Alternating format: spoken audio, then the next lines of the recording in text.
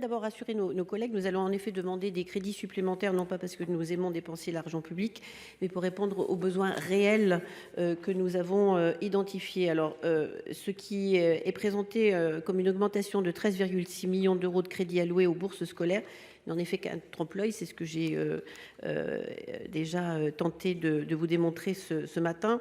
En effet, le budget présenté l'année dernière s'étant révélé d'emblée insuffisant, le ministère a obtenu un dégel de la réserve de l'ordre de 5%, donc mise de côté pour faire face aux aléas, procéder à des redistributions, ainsi que l'utilisation du reliquat de la soulte. Donc en 2023, ce sont donc 113,3 millions d'euros qui ont été ouverts. En 2024, déduction faite de la réserve, ceux-ci s'élèveront à 112,6 millions d'euros, soit un total inférieur à l'année précédente.